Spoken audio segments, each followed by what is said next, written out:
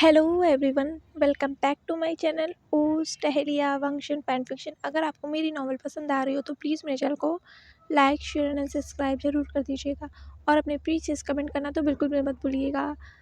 हो सकता है कि आज का पार्ट थोड़ा शॉर्ट हो, क्योंकि जो मैंने वीडियो रिकॉर्ड की थी वो वीडियो 45 मिनट से ऊपर की थी और पता नहीं कैसे वो 45 मिनट से ऊपर की वीडियो मेरे टैब में से ही डिलीट हो गई और साथ ही साथ जिस आने वाले चैप्टर के लिए मैं वर्क कर रही थी वो भी डिलीट हो गई और 3 से 4 घंटे की मेहनत साथ ही मेरी वेस्ट हो गई। और फिर से मैंने दोबारा से वीडियो रिकॉर्ड किया, इसी वजह से ये वीडियो शॉर्ट वीडियो होगी। मैंने सोचा था कि मैं एक लॉन्ग वीडियो अपलोड करूँगी पर गड़बड़ हो गई। तो चलिए ज़्यादा देरी ना करते हुए अपने ब्यूटीफुल नॉवल को शुरू करते हैं, जिसका नाम है black rose season 2 the game of power chapter 20। कल के पार्ट में हमने देखा था कि प्रेसिडेंट लैन वांगजी और विंग अपने हनीमून पे जा रहे हैं और यहाँ जियांग जो छोटे से रेस्टोरेंट में बैठा था उसने और मैमिया ने दोनों ने ही शुयांग को देखा, प्राइम मिनिस्टर शुयांग को देखा, जिसे देखकर मैमिया बहुत खुश हो गई थी क्योंकि प्राइम मिनिस्टर शू इतने हैंडसम जो लग रहे थे। आखिर वो इतने स्टाइल से उस कार में से निकले थे। उन्होंने अपने गॉगल्स को निकाला और उन्होंने अपने कोट को सेका, बिल्कुल किसी मूवी के हीरो की तरह। तो मैं तो उनके स्टाइल को देख के फ्लैट हो गई थी उन पर। और यहाँ जियांग के पैरों तले ज़मीन खिसक गया था। शुयांग को यहाँ देखकर उसने कहा, ये यहाँ क्या कर रहा है। जियांग ने इतना ज़ोर से बोला था कि मैं डर गई थी। उसने कहा, हाँ जियांग तुमने मुझे डरा दिया। जियांग ने कहा, वो छोड़ो, ये कमीना यहाँ कर क्या रहा है, इसे कैसे पता मैं यहाँ पे हूँ। मैं क्या क्या तुमने इसे बताया? हाँ, कि तुमने इसे बताया? मैंने कहा, मैं क्यों बताऊंगी, मुझे तो पता भी नहीं, मेरे पास तो इनका नंबर तक नहीं है, मैं क्यों बताऊंगी। जियांग ने उस टेबल पर अपने हाथों को जोर से रखा और मैमे को घूर कर देखते हुए कहा, मुझे क्यों तुम पर ही डाउट हो रहा है। मैंने कहा, पर मुझ पर क्यों डाउट कर रहे हो? अरे मैंने क्या किया? जियांग ने कहा, तुम इतनी देर से जो इसके तारीफों के पुल बांधे जा रही थी ना, क्या इसी वजह से? मैम्या, तुमने मुझे धोखा दिया। मैंने कहा, जियांग मैंने नहीं पता था, मुझे कुछ नहीं पता था, I swear, God promise Jiang, मुझे नहीं पता था। जियांग ने कहा, तो ये यहाँ पहुंचा कैसे? किसने मेरे बॉडी में ट्रांसमीटर फिट कर रखा है, इस वजह से यहाँ पहुंच गया, मुझे सूंघते सूंघते यहाँ पहुंच गया। ये आया है यहाँ कैसे? जियांग ने कहा, छोड़ो छोड़ो, इसके अंदर आने से पहले मैं निकल लेता हूँ यहाँ से। तुम्हें बाद में देख लूँगा, पहले मैं यहाँ से निकल जाता हूँ, इससे पहले कि ये कमीना रेस्टोरेंट के अंदर आ जाए। मैं भाग रहा हूँ, बाय। मैंने कहा, जियांग मेरे रुको, मैं भी आ रही हूँ, जियांग रुको रुको। जियांग उससे पहले उस टेबल से उठ भी पाता, उससे पहले ही उस रेस्टोरेंट के अंदर शुयांग के पूरे गार्ड्स जो थे आ चुके थे और उन्होंने अपनी अपनी पोजीशन ले रखी थी। उन सभी के हाथों में गन्स थे, उन सभी ने ब्लैक कोट पहन रखा था और चेहरे पे गॉगल्स था ब्लैक कलर का। और उन सभी ने आते ही अपने सिर को नीचे कर लिया था और वो सभी उस गेट पर गार्ड कर रहे थे। और जियांग ये सब देख रहा था और मैं भी खड़े होकर ये सब देख रही थी। और उस दरवाजे से एक वीआईपी एंट्री लेता हुआ शुयांग आया और उसने अपने बाहों को फैलाकर कहा, बेबी। और वो दौड़कर सीधे जियांग के पास आया और उसने जियांग को कुछ कहने या समझने का मौका भी नहीं दिया। उसने जियांग को सीधे हक कर लिया टाइटली। जियांग ने कहा, छोड़ो छोड़ो मुझे, छोड़ो बदतमीज अल्फा, छोड़ो मुझे। और जियांग ने कसकर शुयांग को ढकेल दिया। शुयांग लड़खड़ा गया, फिर भी उसकी खुशी गई नहीं थी क्योंकि वो जियांग को देखकर इतना खुश था। आखिर वो इतने दिनों से अपने इतने प्यारे ओमेगा को ढूंढ रहा था, ब्यूटीफुल ओमेगा ढूंढ रहा था, तो वो खुश कैसे नहीं होते। उसकी पूरी बत्तीसी दिख रही थी और शुयांग के इस तरीके से हंसने की वजह से उसके दांत देखकर ही जियांग इरिटेट हो गया था। जियांग ने कहा, मैं बाय। ये कहकर जियांग वहाँ से जाने लगा और ये सुनकर शुयांग ने जियांग के हाथों को पकड़ लिया और कहा, बेबी तुम कहाँ जा रहे हो, मैं तुम्हें यहाँ से नहीं जाने दूंगा, आखिर मैं इतने दिनों के बाद तुमसे मिला हूँ। जियांग ने कहा, छोड़ो। शुयांग ने कहा, क्या? जियांग ने कहा, मेरा हाथ। शुयांग ने कहा, बेबी मैं तुम्हें ऐसे नहीं छोड़ूंगा और मैं तुम्हें यहाँ जाने भी नहीं दूंगा। जियांग ने कहा, मेरे हाथों को छोड़ो। ये सुनकर इतने तेज से जियांग ने चिल्लाया था कि शुयांग के हाथ छूट गए।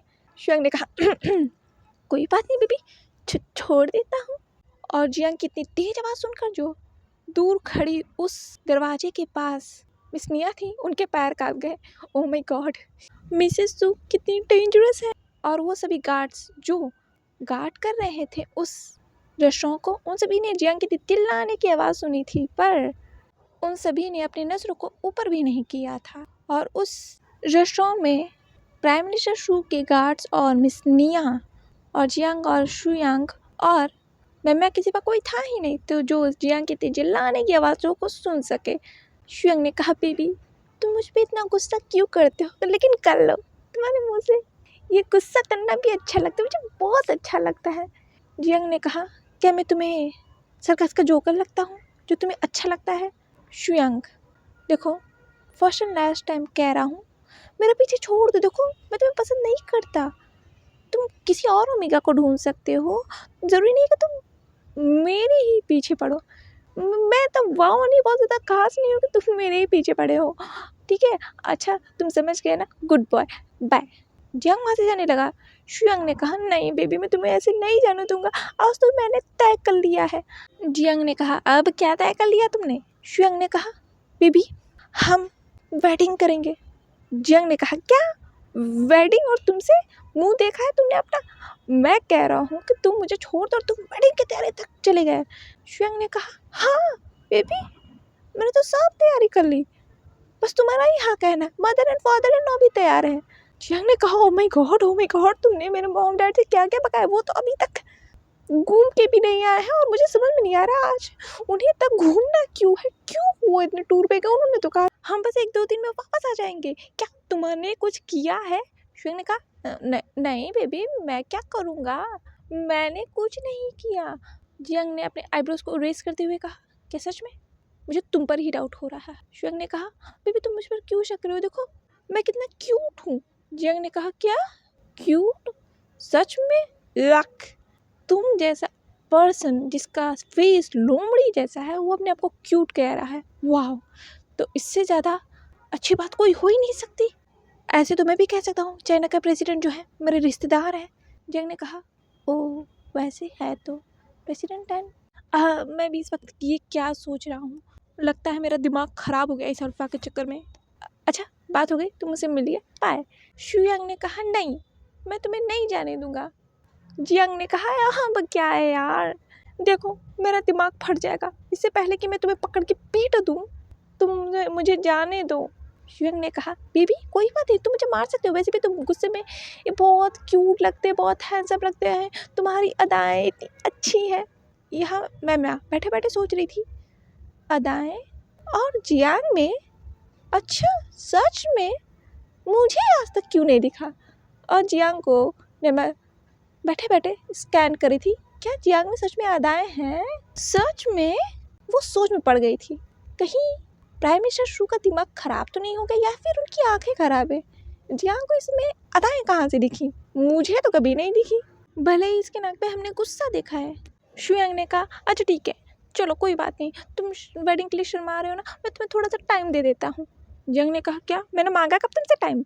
शुयांग ने कहा, हाँ चलो मैं तुम्हें टाइम दे देता हूँ, पर अभी हम चलो घूमने चलते हैं। चलो चलो मैंने तो टिकट्स भी ले रखे हैं, बहुत रोमांटिक मूवी है, हम दोनों एक ही सीट पे बैठकर मूवी देखेंगे। जियांग ने कहा, इतनी हाई एक्सपेक्टेशन तुमने मुझसे रखा है, तुमने सोचा भी कैसे कि मैं तुम्हारे साथ चलूँगा? और तुम जैसे अल्फा के साथ बिल्कुल भी नहीं, तुम जैसे बदतमीज अल्फा मैंने पूरे लाइफ में अपने नहीं देखा, आई स्वेयर मैंने कभी भी नहीं देखा।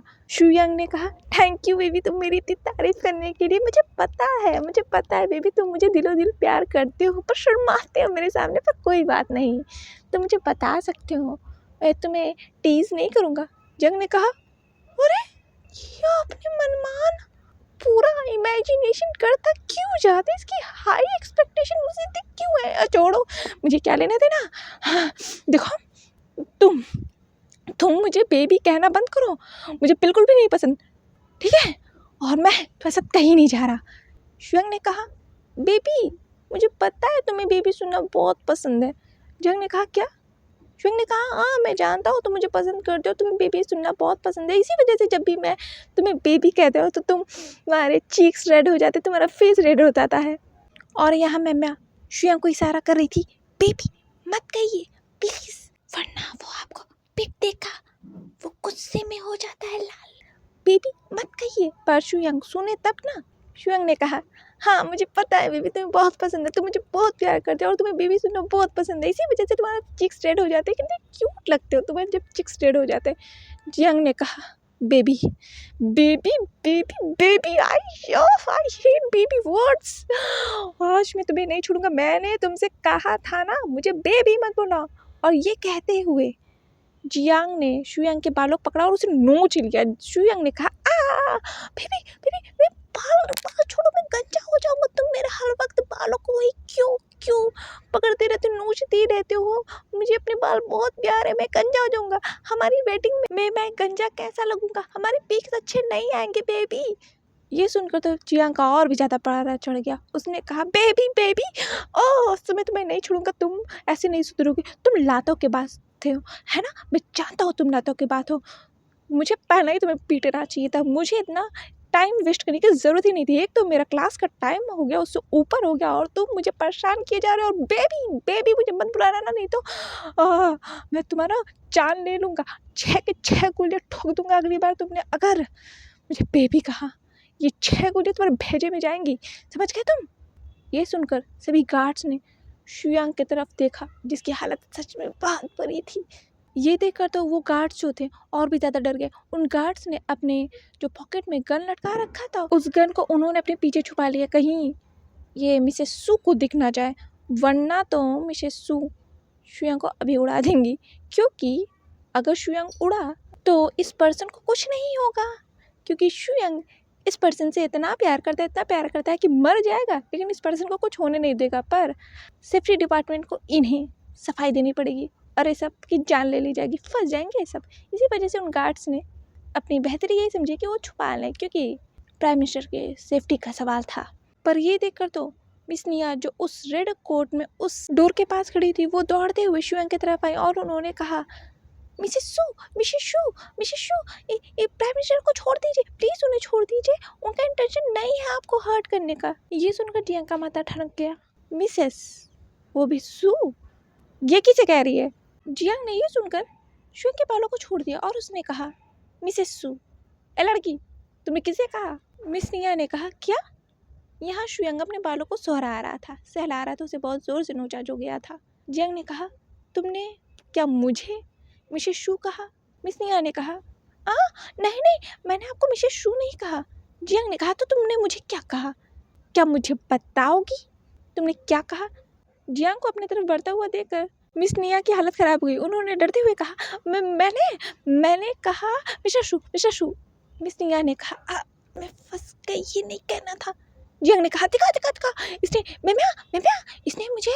मुझे मिस्टर शू कहा है ना, कमीने कहीं के। तुम मुझे बताओ, क्या तुमने अपने पूरे फ्रेंड सर्कल में और सभी से कह रखा है कि मैं तुम्हारा बॉयफ्रेंड हूँ या मैं तुम्हारा ओमेगा हूँ। शुयांग ने कहा, बेबी मैंने कुछ नहीं कहा, वो तो मिस निया का टंग स्लिप कर गया था। हाँ, टंग स्लिप कर गया था। जियांग ने कहा, क्या मैं तुम्हें बेवकूफ़ लगता हूँ। तुमने पूरे फ्रेंड सर्कल में अपने पूरे सभी से अपना ओमेगा कहा है ना, मुझे बताओ मुझे। शुयांग ने कहा, नहीं बेबी ऐसे नहीं है। मैंने कहा, नहीं जियांग ऐसे नहीं है। मैं जो है जियांग को दूर करी थी, कहीं ये पीट ना दे फिर से मिस्टर शू को।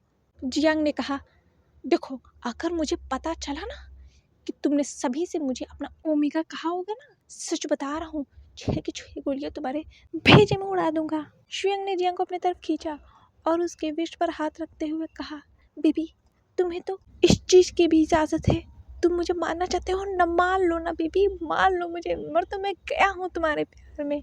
जियांग ने शुयांग के नेक पर अपने हाथ को रखते हुए शुयांग के करीब आया और उसने शुयांग की तरफ झुकते हुए कहा, बेबी है ना, तुमने सही कहा, मुझे बेबी वर्ड सुनना बहुत पसंद है, सच में मुझे बहुत पसंद है।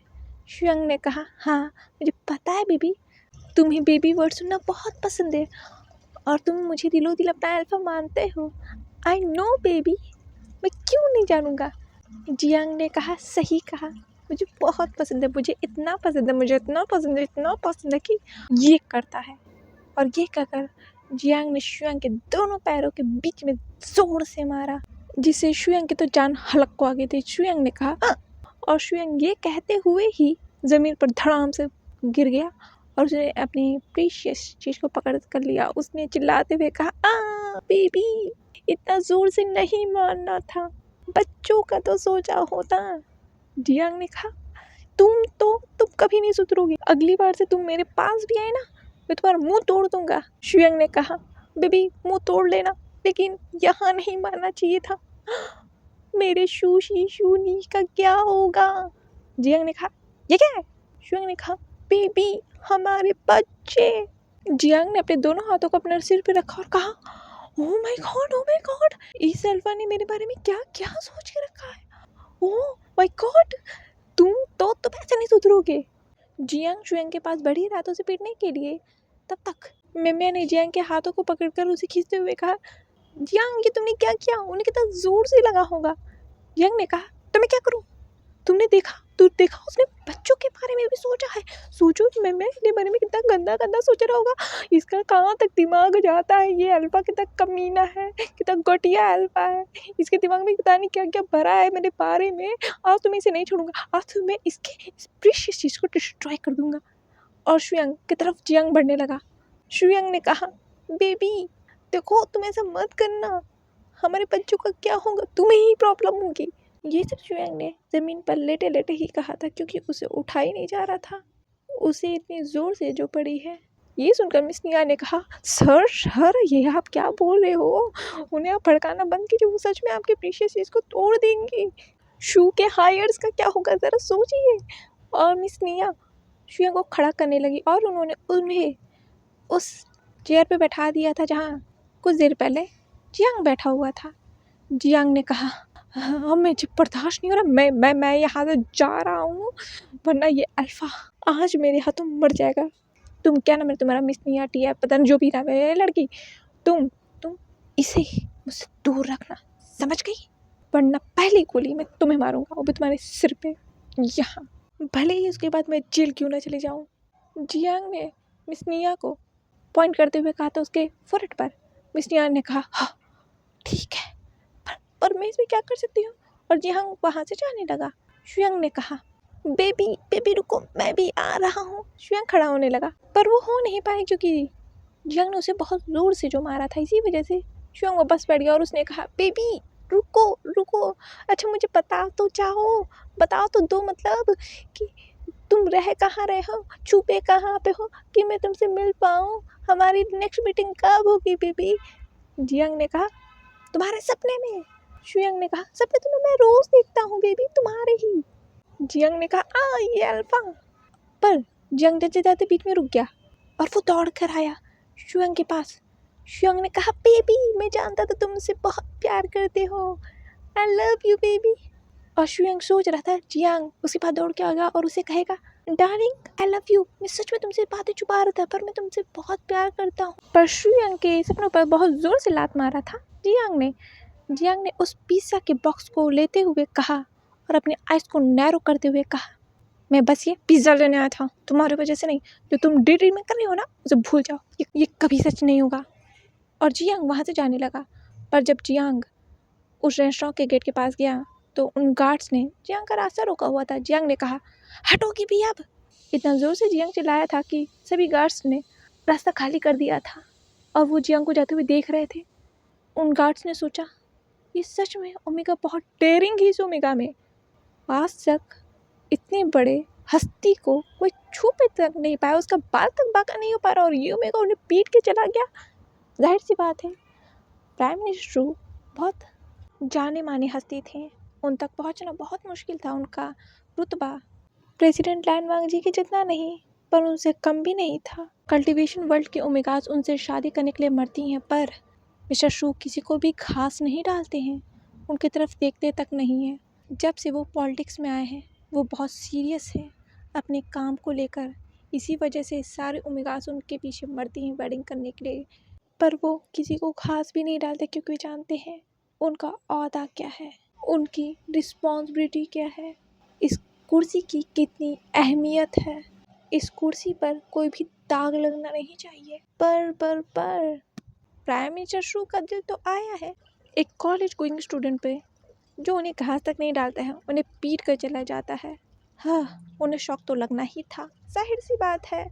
और यहाँ शुयांग से मैंने कहा, मिस्टर शू सॉरी, मुझे यहाँ से जाना होगा।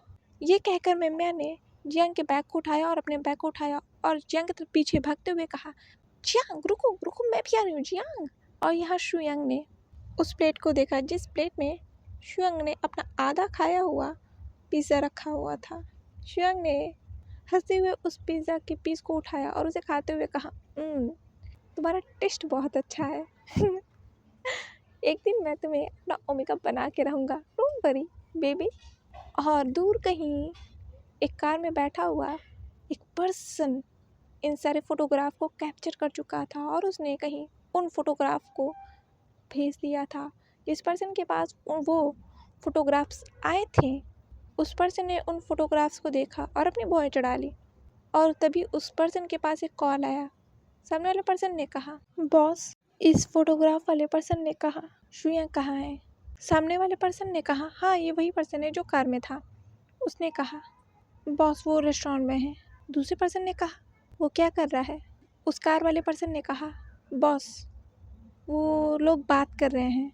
सामने वाले पर्सन ने कहा, बात कर रहे हैं सच में? उस कार वाले पर्सन ने कहा, मेरा मतलब बात कर रहे हैं, मेरा मतलब मार खा रहे हैं, मतलब मिस्टर शू पिट रहे हैं। उस पर्सन ने कहा और उसने फ़ोन काट दिया और वो उस फोटोग्राफ को देखने लगा जो उसके पास आए हुए थे। यहाँ प्रेसिडेंट लैन वांग जी की कार जो है उस एयरपोर्ट के सामने रुक चुकी थी और प्रेसिडेंट लैन वांग जी उस कार से निकले और फिर उन्होंने अपने छोटे से ओमेगा को अपने गोद में ब्राइडल स्टाइल में उठा लिया और वो उस एयरपोर्ट के अंदर जाने लगे। प्रेसिडेंट लैन वांग जी ने अपने उस छोटे से ओमेगा को देखा जो बहुत गहरी नींद में सो रहा था। प्रेसिडेंट लैन वांग जी ने ये देखकर स्माइल किया और प्रेसिडेंट लैन वांग जी उस चलते चलते उस एयरपोर्ट के रनवे पर आ चुके थे। जिस रनवे पर एक प्लेन था, हाँ वो एक प्राइवेट प्लेन था जो कि लैंस का था। और प्रेसिडेंट लैन वांग जी उन सीढ़ियों से चलते हुए उस प्लेन के अंदर चले गए और वो उस सीट पर बैठ गए और उन्होंने अपने ओमेगा को अपने सीने से लगा लिया और फिर उन्होंने अपने कोट को निकाला और फिर उन्होंने अपने कोट से अपने ओमेगा को उड़ा दिया और कहा, शांत हो जाओ विंग, शांत हो जाओ, मैं यही हूँ। ये सुनते ही विंग जो हिल डुल रहा था वो प्रेसिडेंट लैन वांग जी के शर्ट को पकड़कर वापस से प्रेसिडेंट लैन वांग जी के सीने में अपने सर को रखकर सो गया था। प्रेसिडेंट लैन वांग जी ने ये देखकर स्माइल किया और उन्होंने विंग के उस बालों को हटाया जो उसके आँखों को ढक रहे थे। प्रेसिडेंट लैन वांग जी ने कहा, सो जाओ विंग। ये कहकर प्रेसिडेंट लैन वांग जी ने विंग को अपने सीने से और भी ज़्यादा लगा लिया था और वो अपने स्वीट अल्फा फेरोमोन्स को रिलीज़ करने लगे थे जिससे उनका ओमेगा शांति से सो पाए क्योंकि सफ़र बहुत लंबा था। और यहाँ निमी जी ने कहा, जिलिंग यहाँ सब तुम्हें ही संभालना है, किसी को कुछ भी पता नहीं चलना चाहिए कि प्रेसिडेंट लैन कहाँ जा रहे हैं। ये तुम्हारी जिम्मेदारी है कि किसी को भी कुछ भी पता नहीं चलनी चाहिए, एक भी बात लीक नहीं होनी चाहिए। Got it? जिलिंग ने कहा, गॉट इट। किसी को कुछ भी पता नहीं चलेगा, आप बेफिक्र होकर यहाँ से जा सकते हैं। मिस्टर निये ने कहा, उम्मीद है तुमसे, तुम सब संभाल लोगे। जिलिंग ने कहा, बिल्कुल मैं संभाल लूँगा। और वहाँ से निमिंजे जाने के लिए तैयार थे और वो उस प्लेन में जाकर बैठ गए। प्रेसिडेंट लैन वांग जी के कुछ सीट के कुछ आगे ही वो बैठ गए थे और वो प्लेन उड़ान भर चुकी थी। जिलिंग जाते हुए उस प्लेन को देख रहा था, उस आसमान में उस प्लेन को उड़ते हुए देख रहा था और फिर उसने स्माइल किया और वो पीछे मुड़ गया। उसने अपने कान पर टैप करके कहा, जिस कान में उसके ब्लूटूथ लगा हुआ था। उसने कहा, सभी गार्ड्स को ये अनाउंस किया जाता है कि किसी को भी कोई भी खबर पता नहीं चलनी चाहिए कि प्रेसिडेंट लैन एयरपोर्ट पे आए थे और वो कहाँ जा रहे हैं, किसी को कुछ भी पता नहीं चलना चाहिए। ये मेरा ऑर्डर है, किसी को कुछ भी पता नहीं चलना चाहिए और मीडिया को दूर रखना। Got it? सभी गार्ड्स ने कहा, गॉट इट मिस्टर जिन, आप बेफिक्र रहिए, किसी को कुछ भी नहीं पता चलेगा। और एक पर्सन कॉरिडोर में चलता हुआ जा रहा था और उसने अपने उस सामने वाले दरवाजे को खोल दिया और उसने उस ऑफिस में जाते हुए कहा, वाइस प्रेसिडेंट। ये सुनकर वाइस प्रेसिडेंट ने अपनी कुर्सी को घुमा लिया और उन्होंने अपने सामने अपने सेक्रेटरी को देखा। उस सेक्रेटरी ने वाइस प्रेसिडेंट को बो किया और कहा, वाइस प्रेसिडेंट हमें पता चला है प्रेसिडेंट लैन जो हैं आज ही बाहर गए हैं और वो शायद लीव पर हैं। वाइस प्रेसिडेंट वेडनोहान ने कहा लीव। हाँ, उस सेक्रेटरी ने कहा जी वाइस प्रेसिडेंट वो लीव पर हैं और साथ ही साथ फर्स्ट ओमेगा भी लीव पे है। अभी बस हमें इतना ही पता चला है कि वो दोनों ही लीव पर हैं, पर पता नहीं कि वो दोनों कहाँ गए हैं। अभी तक तो बस इतना ही पता चला है। वेडनोहान ने कहा इंटरेस्टिंग उस पेपर पैड को घुमाते हुए। लानवांग जी, पिछले 10 साल में तुमने कभी भी लीव नहीं लिया है, तो आज क्यों? लानवांग जी, वेडनोहान ने कहा पता लगाओ वो कहाँ है। वो अपनी सेफ जोन से बाहर है और ये सेफ जोन से उसका बाहर होना हमारे लिए एक लक है। पता लगाओ वो कहाँ है, क्योंकि ये हॉलीडे जो उसका होगा ये लास्ट हॉलीडे होगा। इसके बाद कल्टीवेशन वर्ल्ड को सिर्फ तुम्हारे मरने की खबर मिलेगी कि प्रेसिडेंट लैन प्रेसिडेंट लैन मारे गए।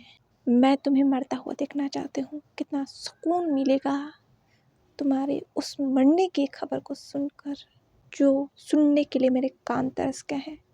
पता लगाओ कहाँ गया है वो। इस मौके का फ़ायदा उठाना तो बनता है। उस सेक्रेटरी ने कहा जी, और वो सेक्रेटरी वहाँ से वेडनोहान को बो करके चला गया था। वेडनोहान ने कहा मुझे नफ़रत है तुमसे लानवांग जी। नफ़रत? एक लेडी जो अपने बालकनी में खड़े होकर उस खूबसूरत से चाँद को देख रही थी, उसके पास एक कॉल आया। उसने अपने उस फ़ोन को देखा और उसने अपने फ़ोन को कानों में लगा लिया और कहा हेलो। सामने वाले पर्सन ने कहा फर्स्ट ओमेगा आयरिस, आपने जिनके ऊपर नज़र रखने के लिए कहा था वो अभी लीव पर हैं। उस लेडी ने कहा क्या मतलब है तुम्हारा? उस सामने वाले फ़ोन वाले पर्सन ने कहा फर्स्ट ओमेगा आयरिस, विक्टोरिया और प्रेसिडेंट लैन जो है लीव पर हैं। ये मुझे नहीं पता कि वो लीव पर क्यों है, पर इतना पता चला है शायद वो कहीं गए हैं। ये खबर बहुत मुश्किल से मिली है। हमें बस अभी इतना ही पता चला है कि वो दोनों ही लीव पर हैं और वो कहीं गए हैं। माना कि ये खबर अंदर की थी, पर ये खबर जानना मुश्किल तो था, लेकिन जानना इतना भी मुश्किल नहीं था, क्योंकि अगर मुझे पता चला है तो बाकियों को भी पता चला होगा। उस लेडी ने अपने सिर को उस दीवार से टिका लिया और कहा हाँ, मुश्किल नहीं था, उन्हें भी पता होगा डैड। उस लेडी ने कहा पता लगाओ वो दोनों कहाँ गए हैं और उनकी सेफ्टी का ख्याल रखना। उस सामने वाले पर्सन ने कहा फर्स्ट ओमेगा, या कहूँ फर्स्ट ओमेगा सूजन, आप ये क्यों कर रही हैं? आप लैंस को क्यों बचाना चाहती हैं? सूजन ने कहा जितना कहा जा रहा है उतना कीजिए। उस बाई ने कहा जी मुझे पता है, मेरी हैसियत नहीं है ये पूछने की, पर मैं बहुत क्यूरियस था। आप पिछले 4 साल से उन्हें ढूंढ रहे हैं, या कह लो पिछले 4 साल से आप उन्हें बचाने की कोशिश कर रहे हैं और उन तक पहुंचने की कोशिश कर रहे हैं। मुझे पता है ये जानने का हक मुझे नहीं, पर मैं एरिस के लिए हमेशा लॉयल रहूँगा और जो आपने कहा है आपका वो काम ज़रूर होगा। मैं भले उन तक पहुंच ना पाऊँ, पर मैं कोशिश करूँगा पहुंचने की, क्योंकि मैं जानता हूँ लैंस तक मैं पहुंच नहीं सकता। ये कहकर उस पर्सन ने फ़ोन काट दिया।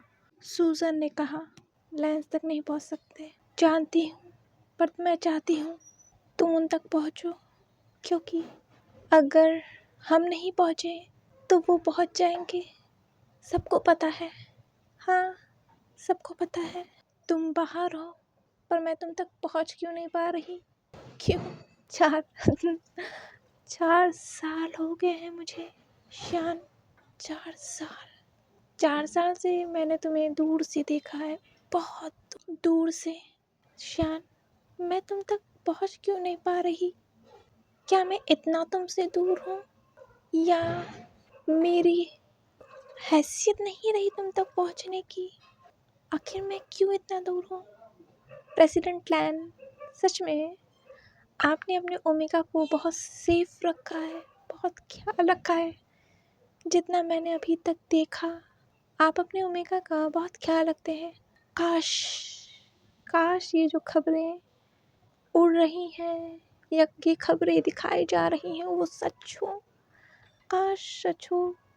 उम्मीद करती हूँ कि ये सच हो, कि आपका प्यार श्यान के लिए झूठा ना हो। काश झूठा ना हो, क्योंकि मैंने उम्मीद करना छोड़ दिया है, मैंने भरोसा करना छोड़ दिया है। पर आप पे भरोसा कर रही हूँ, आप पर विश्वास कर रही हूँ। आखिरी बार किसी पे भरोसा कर रही हूँ। अगर आपने मेरे इस भरोसे को तोड़ा ना, जब भी मुझे मौका मिला ना, मैं आपसे श्यान को छीन कर लेके चली जाऊंगी और इतना दूर कर दूंगी कि आप उस तक पहुंच भी नहीं पाएंगे। चाहे आप अपनी दुनिया भर की ताकतें क्यों ना लगा लें, मैं आपको वहीं तक पहुंचने ही नहीं दूंगी। बस आपने अगर मेरा ये भरोसा तोड़ा तो, क्योंकि आपका ओमेगा सिर्फ आपका ओमेगा ही नहीं है, ये टहलिया का जुआन है, टहलिया का भविष्य है, जिसे टहलिया के उस सिंहासन पे बैठना है। क्योंकि ग्रैंडफादर, आप चाहते थे ना कि श्यान जो है टहलिया का अगला जुआन बने, तो वो बनेगा। मैं बनाऊंगी उसे और उसे बनना होगा। टहलिया का अगला जुआन जो है शौवियान जुआन का खूनी बनेगा। ये मेरा आपसे वादा है। मैं आपसे वादा कर तो रही हूँ, पर मैं इस वादे को भी तोड़ रही हूँ कि मैं विंग को इस सत्ता से दूर ले जाऊंगी, क्योंकि मैं चाहती हूँ कि आपका सपना सच हो। ग्रैंडफादर सॉरी, मैं आपसे किए वादे को तोड़ रही हूँ, क्योंकि आपने जिसके लिए जान दी है, जिसके लिए ये सेक्रीफाइस किया है, ये सेक्रीफाइस मैं जाया नहीं होने दूंगी। टहलिया का अगला जुबान श्यान ही बनेगा। उसके लिए मुझे चाहे जो करना पड़े, चाहे मुझे अपने बाप को क्यों ना इस सत्ता से गिराना पड़े, या इस कल्टीवेशन वर्ल्ड से क्यों ना मिटाना पड़े, इस गद्दी का असली वारिस तो शौवियान जुआन का खूनी बनेगा। और ये कहकर सूजन जो है उस चांद को देखने लगी थी, जिस चांद को देखते हुए उसके आंखों से आंसू निकल गए। देख तो प्रेसिडेंट लैन वांगजी भी रहे थे, अपने इस ब्यूटीफुल ओमेगा को, जिसे उन्होंने अपने गोद में ले रखा है, जिसे लेकर वो उस घर के अंदर जा रहे हैं, क्योंकि प्रेसिडेंट लैन वांगजी और विंग अपने डेस्टिनेशन पर पहुंच चुके हैं जहां उन्हें जाना था। इसी वजह से प्रेसिडेंट लैन वांगजी अपने इस ब्यूटीफुल ओमेगा को लेकर उन सीढ़ियों से चलते हुए उस खूबसूरत से कमरे के अंदर गए और उन्होंने अपने ओमेगा को उस नर्म बेड पर लेटा दिया था। पर प्रेसिडेंट टैन वांगी ने देखा कि उनके ओमेगा ने उनके शर्ट को अभी भी पकड़ रखा है, जिसे देखकर प्रेसिडेंट टैन वांगजी को हंसी आ गई। उन्होंने ये देखकर अपने शर्ट से विंग के हाथ को हटाया और विंग के हाथ को बहुत सॉफ्टली उस बेड पर रख दिया, और फिर उन्होंने कबर्ड में से एक सफ़ेद कलर के शर्ट को निकाला, क्योंकि प्रेसिडेंट लैन वांगजी और विंग का लगेज तो उनसे पहले ही आ चुका था और वो शिट भी हो चुका था। आखिर उन्हें काफ़ी दिनों तक इस जगह जो रहना है। प्रेसिडेंट लैन वांगजी ने उस शर्ट को लिया और उन्होंने उस शर्ट को विंग को पहना दिया था, जो काफ़ी खूबसूरत लग रहा था विंग के इस वाइट स्किन पर। प्रेसिडेंट लैन वांगजी ने विंग के शर्ट के लास्ट बटन को लगाते हुए अपने उस अल्फ़ाबाइट को देखा, जहां उन्होंने अपने हाथ को रखा और उन्होंने अपने उस थंब से उसे रब किया और कहा भरोसा नहीं होता। और फिर उन्होंने उस अल्फ़ाबाइट पर विंग को किस किया और फिर धीरे से उन्होंने विंग के नेक पर किस किया। विंग के नेक पर किस करते हुए विंग जैसे सिमट सा गया था। विंग ने प्रेसिडेंट टैन वांगजी के शर्ट को पकड़ लिया और उन्हें नींद में ही प्रेसिडेंट टैन वांगजी को अपनी तरफ खींच लिया। प्रेसिडेंट टैन वांगजी विंग की तरफ झुक गए थे और फिर प्रेसिडेंट टैन वांगजी ने विंग के चिक्स पर हाथ रखा और फिर उन्होंने उसके चिक्स को रब करते हुए कहा, उसे देखते हुए, भरोसा नहीं होता अपनी किस्मत पर कि तुम मेरे पास हो, मेरे साथ हो और मुझसे प्यार करते हो। इतना खुशकिस्मत मैं कब से हो गया, भगवान कब से मेरे ऊपर इतने मेहरबान हो गए, जो उन्होंने इतना खूबसूरत सा तोहफ़ा मुझे दे दिया, मेरे झोले में डाल दिया। भरोसा नहीं होता विंग कि तुम मुझसे प्यार करते हो, सिर्फ मुझसे। ये कहकर प्रेसिडेंट टैनवांग जी ने धीरे से विंग को अपने गोद में उठा लिया और उन्होंने विंग के फेस को अपने सीने पर रखते हुए कहा, मेरी किस्मत कब से इतनी अच्छी हो गई जो तुम मुझे मिले।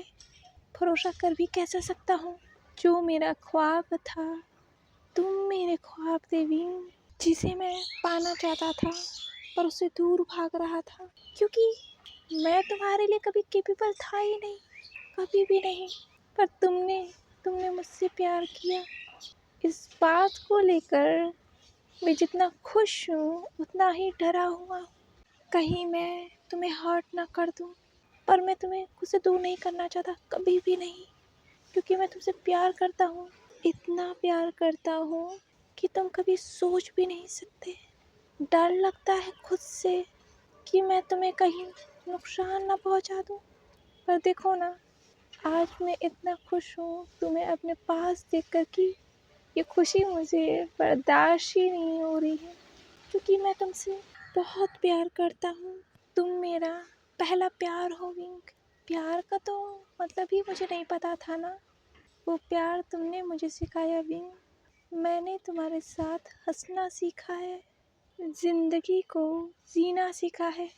तुम मेरी ज़िंदगी में किसी एंजल की तरह आए और तुमने मेरी ज़िंदगी को बदल के रख दिया। I love you wing, I love you so much. ये कहकर प्रेसिडेंट टैनवांग जी ने विंग को खुद से दूर किया और उन्होंने विंग के फेस पर अपने हाथ को रखा और उसके चिक्स को रब करते हुए कहा, I love you so much. और प्रेसिडेंट टैनवांग जी ने विंग के फोरहेड पर किस किया और वो विंग को लेकर उस बेड से उठ गए और वो नीचे जाने लगे सीढ़ियों से। और फिर वो डाइनिंग रूम में चले गए। डाइनिंग रूम में जाकर वो उस चेयर पर बैठ गए, विंग को अपने लैप में लेकर ही। विंग अभी भी सोया हुआ था क्योंकि वो बहुत ज़्यादा थक गया था सफ़र करते करते। और प्रेसिडेंट टैनवांग जी ने विंग के फेस को देखा और उन्होंने उस प्लेट को उठाया और उस प्लेट में डिनर सर्व किया। और फिर उन्होंने विंग की तरफ देखा जो सोया हुआ था, जो काफ़ी खूबसूरत लग रहा था। उसने प्रेसिडेंट टैनवांग जी की शर्ट को अभी भी अपने हाथों से पकड़ा हुआ था, जिस पकड़ की वजह से प्रेसिडेंट टैनवांग जी की शर्ट के ऊपर सिकुड़न तक आ चुकी थी। प्रेसिडेंट टैनवांग जी ने ये देखकर स्माइल किया। उन्होंने विंग के फेस पर हाथ रखा और उसके फेस पर धीरे धीरे पैट पैट करते हुए कहा, विंग क्या तुम मुझे बताओगे कि तुमने आज क्या किया। प्रेसिडेंट टैनवांग जी की आवाज़ को सुनकर ही विंग उठ गया था। विंग ने कहा, मैंने पता है, मैं जब सुबह उठा ना, मैडम मैडम सुमई ने मेरा मेरा नाक देख लिया। प्रेसिडेंट टैनवांग जी ने कहा, ओह तो ऐसा हुआ था विंग। विंग ने कहा, और फिर उन्होंने विंग से कहा, विंग आ करो। विंग ने कहा, आ। और प्रेसिडेंट टैनवांग जी ने विंग को वो फूड खिला दिया था उस स्पून से। प्रेसिडेंट टैनवांग जी ने कहा, विंग चबाओ इससे। विंग चबाने लगा, वो बस चबा ही रहा था। प्रेसिडेंट टैनवांग जी ने कहा, विंग इसे अंदर लो। विंग ने उसे खा लिया। प्रेसिडेंट टैनवांग जी ये देखकर हंस पड़े। उन्होंने कहा, विंग अच्छा तो मुझे बताओ तुमने और क्या क्या किया। ले जाने के बाद विंग ने कहा, मैंने पता मैंने भी देखा। प्रेसिडेंट टैनवांग जी ने कहा, ओह तो शाओ जी ने भी देखा। विंग ने कहा, हाँ उन्होंने मुझे बहुत टीज किया, बहुत ज़्यादा। और प्रेसिडेंट टैनवांग जी ने कहा, और विंग ने कहा, मिर्ची ने भी देखा, वो सब मुझे टीज कर रहे थे। प्रेसिडेंट टैनवांग जी ने कहा, अच्छा तो ये बात है, मेरे जाने के बाद यही सब हुआ। विंग ने कहा, प्रेसिडेंट टैनवांग जी ने कहा, विंग आ करो। विंग ने आ किया और प्रेसिडेंट टैनवांग जी ने फिर से खिला दिया विंग को। प्रेसिडेंट टैनवांग जी ने कहा, और क्या हुआ। विंग ने फिर से कहा, वो ना विंग प्रेसिडेंट टैन वांग से नींद में ही किसी बच्चे की तरह शिकायत कर रहा था और प्रेसिडेंट टैन वांग विंग की सारी शिकायतों को सुन रहे थे बहुत प्यार से, और उसे वो बहुत प्यार भरी निगाहों से देख रहे थे। आखिर उन्हें इस पर्सन से क्यों प्यार नहीं हो जाता, ये पर्सन कितना मासूम है, प्रेसिडेंट टैन वांग को बहुत अच्छे से पता है। तो प्रेसिडेंट टैन वांग को इस पर्सन से आखिर कैसे प्यार नहीं हो जाता, उन्हें तो गिरना ही था प्यार में। प्रेसिडेंट टैन वांग को विंग की इन छोटी छोटी आदतों से बहुत प्यार है, बहुत ज़्यादा। विंग किसी बच्चे की तरह रिएक्ट करता है सोते वक्त। हाँ, वो सोते वक्त प्रेसिडेंट टैन वांग से किसी बच्चे की तरह रिएक्ट करता है। जब भी वो विंग से सोते वक्त सवाल करते हैं तो उनसे शिकायतें करता है और कभी कभी गुस्सा भी हो जाता है। प्रेसिडेंट टैन वांग को विंग के गुस्से से भी प्यार है। विंग जब गुस्सा हो जाता है, प्रेसिडेंट टैन वांग विंग से प्यार करते हैं तो उन्हें विंग की इन छोटी छोटी आदतों से प्यार कैसे नहीं होता। प्रेसिडेंट टैन वांग ने कहा विंग आगे। विंग ने कहा नियोशियंग ने भी देखा। प्रेसिडेंट टैन वांग ने कहा विंग ने कहा नियोशियंग ने भी देखा, बहुत शर्मा गया था, सब बहुत टीज कर रहे थे मुझे और मैं बहुत शर्मा गया था। बताओ, बहुत ज़्यादा शर्मा गया था, मुझे बहुत गुस्सा आया सबके ऊपर, वो सब मुझे टीज कर रहे थे। प्रेसिडेंट टैन वांग ने कहा हो, तो मेरी छोटी शुमिका को सबने इतना ज़्यादा टीज किया। विंग ने कहा प्रेसिडेंट टैन वांग ने कहा कोई बात नहीं विंग, मैं सबको पनिश करूँगा। विंग ने कहा पनिश करना, बहुत गंदे हैं सब। प्रेसिडेंट टैन वांग ने कहा ठीक है, सबको पनिश करना है ना विंग। विंग ने कहा प्रेसिडेंट टैन वांग ने कहा तो किसको किसको पनिश करना है मुझे बताओ ज़रा। विंग ने कहा अब मैं बताऊँ, देखो लेकिन इन्हें पनिश नहीं करना, मिमी को पनिश नहीं करना। और प्रेसिडेंट टैन वांग ने कहा और विंग ने कहा और नियोशन को, मेमजी को, मैडम शू को, उन्होंने कुछ नहीं किया, उन लोगों ने कुछ नहीं किया। प्रेसिडेंट टैन वांग ने कहा विंग तो पनिश किसे करना है। विंग ने कहा नींद आ रही है। प्रेसिडेंट टैन वांग ने कहा विंग लो इसे भी खाओ।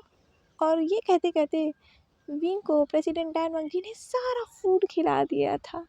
प्रेसिडेंट टैन वांग हमेशा की तरह विंग को नींद में ही फूड खिला रहे थे और सुबह उठने के बाद विंग को याद भी नहीं होगा कि विंग ने कुछ खाया है, क्योंकि विंग जब भी नींद में होता है प्रेसिडेंट टैन वांग विंग को इसी तरीके से पूरा बात करते करते उसे पूरा फूड खिला देते और विंग को सुबह पता भी नहीं होता कि उसने कुछ खाया है। विंग को अगर नींद में फूड खिलाना है तो प्रेसिडेंट टैन वांग उसके पास होने चाहिए और विंग सोते सोते ही पूरा फूड खा लेगा। बस उसके बाद प्रेसिडेंट टैन वांग होने चाहिए। हालांकि विंग की नींद बहुत कच्ची है, पर जब भी वो प्रेसिडेंट टैन वांग के साथ होता है बहुत सेफ फील करता है, बहुत वार्मनेस फील करता है और विंग बहुत गहरी नींद में ही प्रेसिडेंट टैन वांग के पास सो जाता है, जैसे वो आज सोया था, जिसे उसे पता ही नहीं चला कि वो कब उस डाइनिंग टेबल से हटकर उस रूम में उस बेड पर सो चुका था। और प्रेसिडेंट टैन वांग अपना फूड ख़त्म करके आए और उन्होंने विंग को अपने बाहों में उठाया और वो उस बेड पर लेट गए, विंग को अपने सीने से लगाकर सो गए। प्रेसिडेंट टैन वांग का फेस विंग के नेक में था और विंग का जो फेस था प्रेसिडेंट टैन वांग के चेस्ट में था और विंग को शायद प्रेसिडेंट टैन वांग की धड़कनें तक सुनाई दे रही होंगी।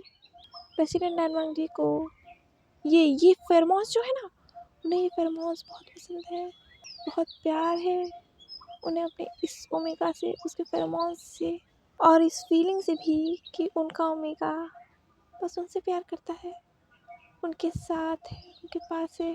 बस ये सोचते से ही प्रेसिडेंट टैन वांग के हाथ जो है विंग के वेस्ट पर और कस गया और उन्होंने और भी ज़्यादा विंग को अपने करीब कर लिया था और विंग ने प्रेसिडेंट टैन वांग के उस शर्ट को वापस से पकड़ लिया था, क्योंकि इसे फील हो रहा था उसका अल्फा उसके साथ है। आज के लिए बस इतना ही, मिलते हैं नेक्स्ट पार्ट में ब्लैक रोज के एक और पार्ट के साथ। देखते हैं जब विंग सुबह उठेगा तो उसका क्या रिएक्शन होगा, क्योंकि विंग को तो पता ही नहीं है ना कि वो पहुंच चुका है और प्रेसिडेंट टैन वांग का सरप्राइज़ क्या है और प्रेसिडेंट टैन वांग लेकर उसे कहाँ आए हैं। मिलते हैं नेक्स्ट पार्ट में। कमेंट्स करके बताइएगा कि आज का चैप्टर आप सभी को कैसा लगा। और अगर आज का चैप्टर पसंद आया होगा और मेरी नॉवल पसंद आई होगी तो प्लीज़ मेरे चैनल को लाइक शेयर एंड सब्सक्राइब जरूर कीजिएगा।